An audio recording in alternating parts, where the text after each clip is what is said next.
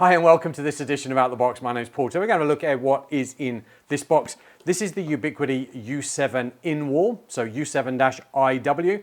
It is a surface mount, wall mountable access point. It supports wireless 7. It doesn't support the 6 gigahertz frequency, so it's a 2x2 in the 2.4 frequency and 2x2 in the 5 gigahertz frequency. Theoretically, up to about 4 gigabits a second in that higher frequency, and obviously our normal 600 meg or so in 2.4 gigabits a second. It's not meant to be a big technical overview. It's not a performance review. You'll find other ones for that over on our YouTube channel, but I want to show you what you get in the box. So let me show you.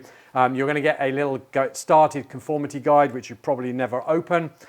You are going to get a couple of options for screws and lugs, and you'll see how all of those fit together in a moment. And you are going to get a quick release tool which will allow you to remove this from the wall bracket once you've put it in place. Then you're going to get your drilling fitting guide. Obviously shows you the space that needs to be cut out in your dry wall. You could put this on a wall box if you wanted to and have it slightly wider fitted to the wall standing out, but it's designed to really retrofit over a setting that you've already had. Maybe you've got a data point already, got your drill holes on there and a little level to go with that.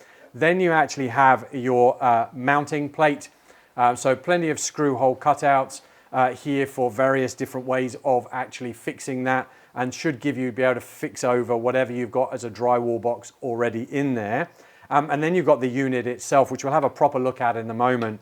But what you'll actually see if we just take it this way is once our wall mount or our bracket is fitted in place, we can slip this down into the bottom, and you'll actually see that if I push this closed, it will clip into place. And we've got a release hole here where we can use that quick release tool if we want to push back into that hole, and that will allow this to then come away from the wall mount. So this is the device. Like I said, a small wireless access point. We have some Ethernet ports on the bottom. So it is 2.5 gigabit a second Ethernet ports out. We've got one PoE port and one standard non-PoE. They don't give out PoE plus, just PoE. So that means you get up to about 15 watts of power from there. So enough to on power, potentially a VoIP desk phone, depending on how much consumption that needs, or certainly another access point or something along those lines. And down here, obviously, we've got our little reset hole. Then on the back, this is again where our PoE comes in. So no PoE injector in the box. This is designed to work with a PoE switch, although you could power this from a PoE injector. Again, a 2.5 gigabit a second Ethernet port. So this needs PoE plus power in here to be able to power it. I think the whole device on its own consumes about 13 watts of power, and then obviously whatever you put as an extra out on that. So our PoE Plus gives us up to about 30 watts of power, which should be enough to on-power a device connected to the bottom.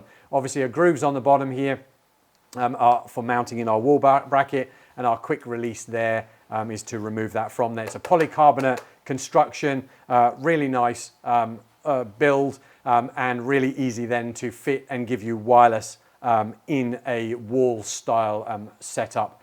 So hopefully that's been useful to have a look at what is in the box. Head on over to our YouTube channel. Plenty more box openings on network, firewall, wireless, camera security. Plenty of how-to guides and performance reviews as well around the Ubiquiti Unified range of equipment. So head on over to our YouTube channel, subscribe, and stay up to date.